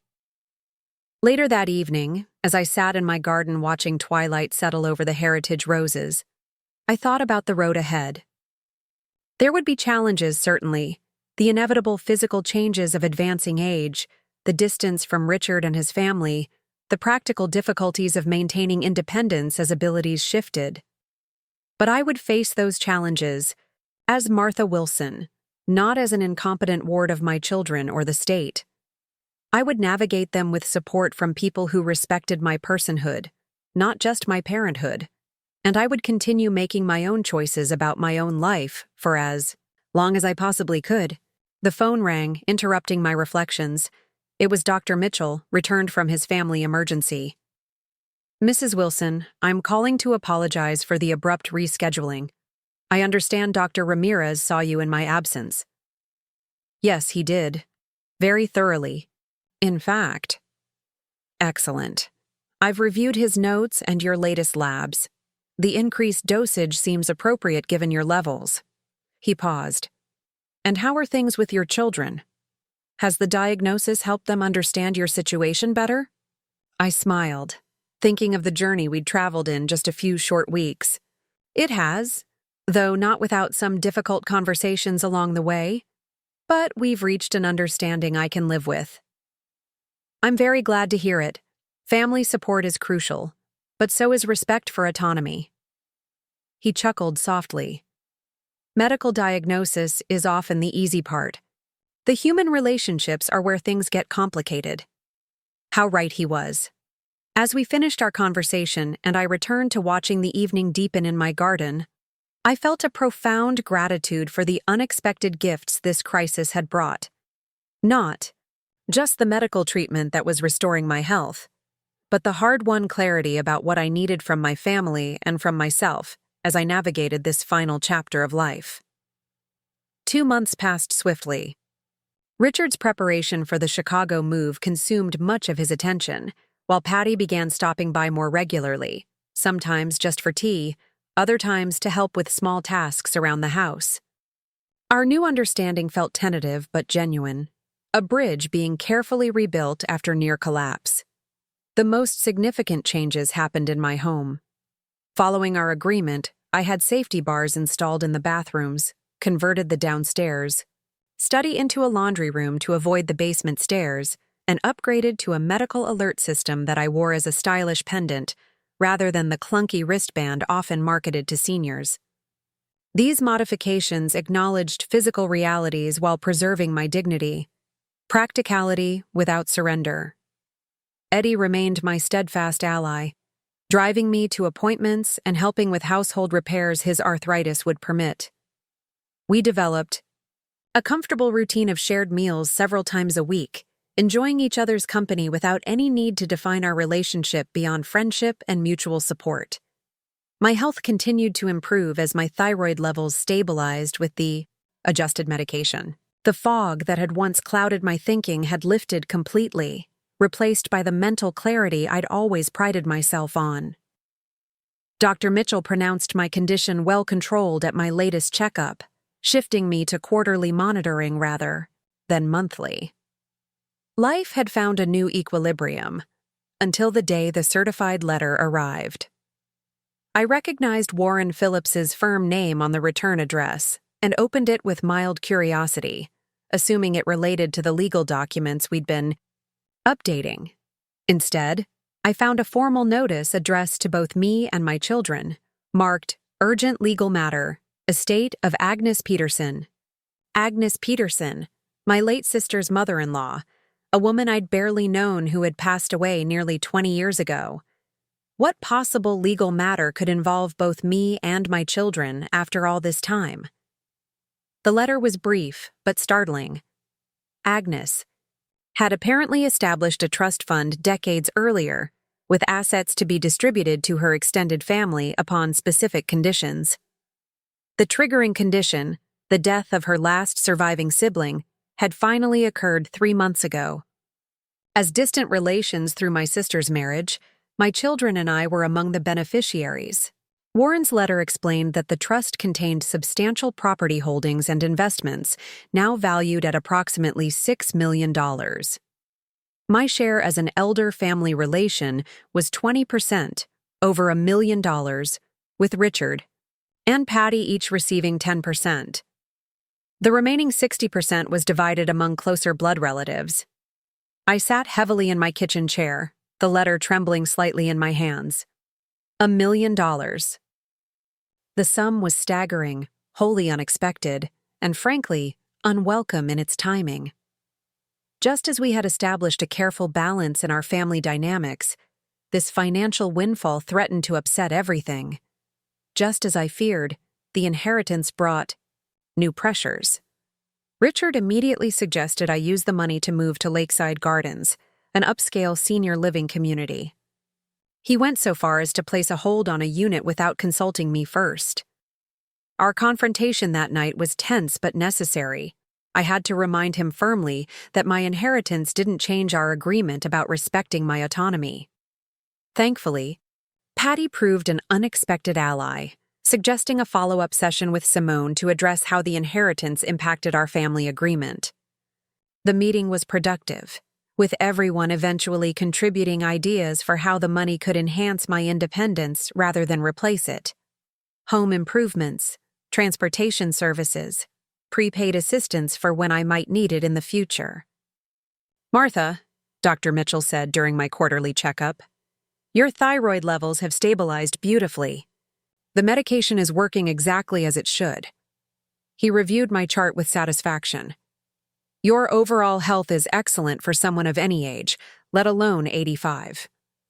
"Thank you," I replied, feeling validated after months of struggle to be seen as competent. The improvement in my thinking has been remarkable. No more brain fog, no more forgetting appointments or where I put things. "Hypothyroidism can be insidious that way," he agreed. "The symptoms develop so gradually that people often attribute them to just getting older, rather than recognizing them as a medical condition." As I prepared to leave, he asked a question that caught me by surprise. "How are things with your children? Has our diagnosis helped them understand your situation better?" I smiled, thinking of the journey we'd traveled. It has, though not without some difficult conversations. Richard is moving to Chicago next month, which initially increased his anxiety about my living alone. But we've reached an understanding I can live with. That's excellent. Family support is crucial, but so is respect for autonomy. He made a final note in my chart. "I'll see you in 3 months unless you need me sooner." Outside the medical building, Eddie waited in his freshly washed car. Our dinner at Vincenzo's 2 weeks earlier had been lovely, unexpectedly so, and we'd been spending even more time together since. Nothing rushed or dramatic, just a comfortable deepening of our long friendship into something more. "Good news?" he asked as I settled into the passenger seat. "All systems normal," I confirmed. "Quarterly checkups from now on." "Told you so," he said with satisfaction. Never doubted it for a minute. We drove in comfortable silence for a while before he spoke again. "Martha, there's something I've been wanting to ask you." The seriousness in his tone made me turn to study his profile. "What is it?" "Richard's moving next week. You'll have the house to yourself again." "Yes," I agreed, wondering where this was heading. "And with that inheritance, you can afford pretty much whatever help you might need." I waited, sensing there was more to this conversation than stating obvious facts. Eddie pulled the car to the side of the road, putting it in park before turning to face me fully. I've been thinking. My house is too big for just me since June passed. Your place is better, more accessible, closer to town. What if I sold mine and moved in with you? The suggestion took me completely by surprise. Eddie, are you proposing? He chuckled, the sound warm and genuine. Not exactly. Or maybe I am. At our age, does it matter what we call it? I'm suggesting we stop living alone when we could be keeping each other company, supporting each other, making whatever time we have left better. I considered his words carefully. Eddie had become essential to my life, my advocate, my companion, my friend. The thought of sharing my home with him wasn't unwelcome, but it raised practical questions. What about my independence? I asked. The autonomy I've fought so hard to protect. That doesn't change, he said firmly. You'd still make your own decisions. I'd make mine. We'd just be making them side by side instead of across the street from each other. He grinned suddenly. And think how it would give those kids of yours something new to worry about. The image of Richard and Patty's faces upon learning that Eddie and I were living together made me laugh out loud. They'd be scandalized. Probably, he agreed cheerfully. Though they'd have to admit it makes practical sense. Two old folks looking out for each other is safer than each living alone. He had a point. Our arrangement would address many of the concerns my children had raised about my safety while maintaining my essential independence. And beyond the practicalities, there was the simple pleasure of Eddie's company, his dry humor, his steadfast loyalty, his respect for who I was. I'll think about it, I promised. It wasn't a decision to make impulsively, even at our age. Eddie nodded, apparently satisfied, and put the car back in drive. No rush, just something to consider. 3 days later, Richard and his family came for a farewell dinner before their move to Chicago. The evening was bittersweet, memories shared, promises made to visit regularly, plans for video calls with the grandchildren. Throughout, I observed Richard carefully, noting how he refrained from offering unsolicited advice about my living situation or financial decisions. Our work with Simone had created real change, however imperfect. As they prepared to leave, Richard lingered behind while Beth took the children to the car. "Mom," he said, enveloping me in a hug that felt different from his usual perfunctory embraces.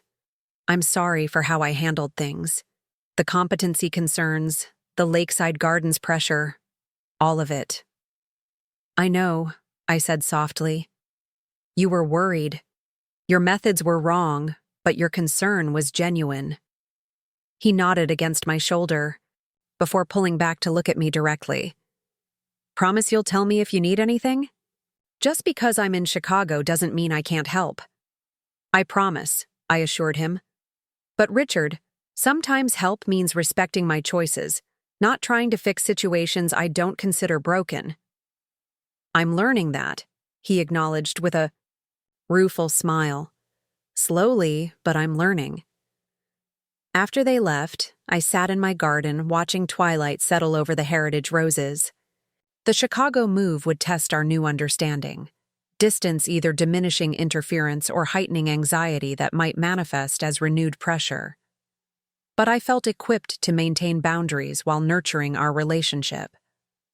My phone rang, interrupting my reflections. It was Patty, calling to check that I was okay after Richard's emotional departure. "I'm fine," I assured her. "It was a good evening. He's making real progress in how he approaches my situation." "We both are," she acknowledged. "Though I have to admit, I'm a little nervous about being the only one nearby now, if something happens." "Patty," I interrupted gently, "I need to tell you something. Eddie Harris has asked to move in with me." The silence that followed was so profound I checked to make sure the call hadn't dropped. "Patty, are you there?" "I'm here," she said faintly. "Did you just say Eddie wants to move in with you?" Like, romantically? The scandalized tone nearly made me laugh. Like, practically. And yes, perhaps romantically too, though at our age that's hardly the primary consideration. Mom? The shock in her voice was almost comical. You're 85. He's 88. Precisely why companionship matters, I pointed out. Reasonably. We enjoy each other's company. We help each other with tasks that have become difficult. And yes, we care for each other deeply. Another lengthy silence followed. Have you decided? Are you going to say yes? I'm considering it, I replied honestly. It makes sense on many levels, and it would address a number of the concerns you and Richard have raised about my living alone. I suppose it would, she admitted reluctantly. I just never imagined. At your age. That I might still value companionship? That I might not be content to live out my days in solitary independence? I kept my tone gentle despite the implied ageism in her response. Patty, aging doesn't diminish our need for connection. If anything, it makes it more precious. She sighed, and I could almost visualize her expression, conflicted, trying to reconcile her image of me as her elderly mother with this unexpected development. You're right. I'm sorry. It's just a lot to process. Take whatever time you need, I assured her. I haven't made a final decision yet myself. After we hung up, I smiled at the irony. For months, my children had worried about me living alone, suggesting various arrangements to ensure my safety and well-being. Now that a solution had presented itself, one that preserved my autonomy while providing companionship and practical support, it had thrown them into confusion. The next morning, I called Eddie and invited him to dinner at my house. Throughout the day, I moved through rooms filled with memories, imagining how they might change with Eddie's presence. His recliner in the corner of the living room, perhaps. His fishing gear stored in the garage alongside Thomas's old tools. His photographs mingling with mine on the mantelpiece. The thought wasn't unsettling. If anything, it felt right. Not a replacement for the life I'd built, but an evolution of it. A new chapter rather than an entirely new book. When Eddie arrived that evening, I had the table set on the back porch, candles flickering in the gentle summer breeze. His eyes widened slightly at the formal arrangement. Special occasion? He asked as he took his seat.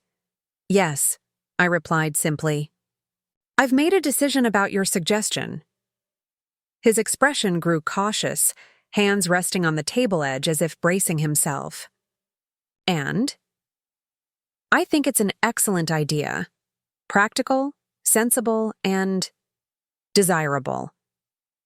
I smiled, enjoying the way his face relaxed into hopeful anticipation. I would like very much for you to move in, Eddie. We can list your house next month, after Richard is settled in Chicago. The joy that spread across his weathered face was worth any disapproval our arrangement might face. You mean it? You're sure? I've rarely been more certain of anything, I assured him. Life is too short at any age to waste opportunities for happiness. At ours, it would be downright foolish. We spent the evening discussing practical arrangements, which furniture he would bring, how we would divide household responsibilities, whether we should update our legal documents to reflect our new relationship. Throughout, I felt a growing certainty that this decision, unlike so many others recently challenged by my children, would face minimal opposition once they witnessed the positive impact on my well-being.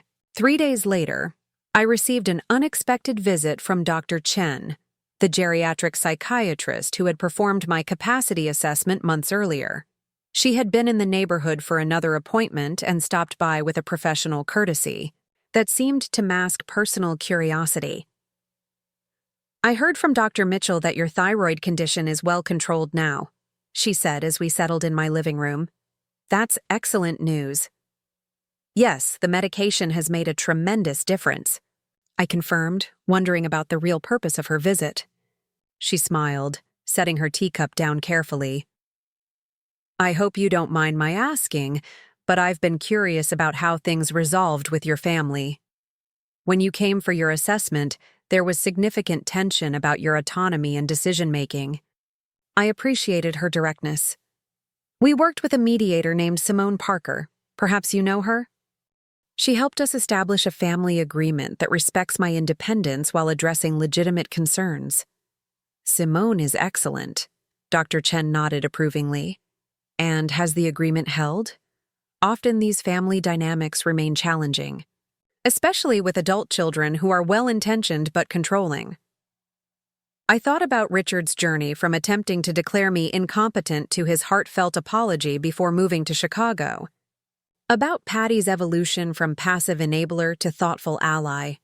About the inheritance that had tested our new understanding and ultimately strengthened it. "It hasn't been perfect," I acknowledged. "But yes, fundamentally it has held. My children have learned, sometimes reluctantly, to respect my choices even when they differ from what they would prefer." Dr. Chen's expression was one of professional satisfaction. "That's wonderful to hear. These situations too often end with elders surrendering their autonomy out of exhaustion or family relationships deteriorating beyond repair." "We came close to both outcomes," I admitted. "What made the difference, I think, was having the medical explanation for my symptoms. Once my children understood that my issues were thyroid-related rather than cognitive, it became harder for them to justify taking control." She nodded thoughtfully. "Medical clarity can be powerful that way, though in my experience, families determined to take control will simply find other justifications if the cognitive one is removed." "True enough," I agreed, thinking of Richard's persistence even after my diagnosis. Which is why the legal documentation of my capacity was equally important. It gave me leverage in our negotiations. "And now, how are you feeling about your situation?" Her question seemed genuinely interested rather than clinically assessing. I smiled, thinking of Eddie and our plans, of the house improvements underway with my inheritance, of the literacy fund being established in my name at the library, of Richard's weekly video calls from Chicago and Patty's more frequent visits. I searched for the right word. Vindicated. Not in a triumphant way, but in the quiet satisfaction of having stood my ground for something that mattered. Deeply. Dr. Chen rose to leave, extending her hand. "Mrs. Wilson, it's been a pleasure to follow your journey, even peripherally. You've done something remarkable, maintained your dignity and autonomy against considerable pressure. Many elders in similar situations aren't so fortunate." After she left, I sat in my garden watching bees navigate between late summer blossoms. At 85, I had faced my children's attempt to declare me incompetent and emerged not just with my autonomy intact, but with deeper understanding on all sides. The medical diagnosis had been the turning point, the scientific evidence that had forced a reevaluation of assumptions. But the true victory hadn't been in proving them wrong. It had been in establishing a new foundation for our relationship, one built on respect rather than control, collaboration rather than management. The inheritance, Eddie's companionship, even Richard's move to Chicago, all were simply new chapters, in a story that continued to unfold with dignity and purpose. The phone rang, interrupting my reflections. It was Eddie, calling to confirm our dinner plans. As we chatted about menu options and whether we should invite Doris from Bridge Club to join us, I felt a profound gratitude for this unexpected late-life companionship, for the medical intervention that had restored my mental clarity, for the hard-won respect of my children, for the financial security that allowed me to age on my own terms. At 85, I had faced one of the most difficult challenges, the questioning of my basic competence, and emerged stronger, with relationships tested but ultimately deepened through honest confrontation and genuine resolution. The path forward wasn't without potential obstacles. My health would eventually decline, my needs would change. But now, There was a framework for addressing those changes that honored my personhood rather than diminishing it. And for today, that was enough. 7 o'clock then, I confirmed to Eddie. And wear something nice. We're celebrating. Celebrating what? He asked, a smile evident in his voice. I glanced around my garden, at the heritage roses Thomas and I had planted, at the tomato vines Eddie had helped stake, at the bird feeder Patty had brought last week, and answered with simple truth. Life, Eddie. We're celebrating life. Up next, you've got 2 more standout stories right on your screen. If this one hit the mark, you won't want to pass these up. Just click and check them out.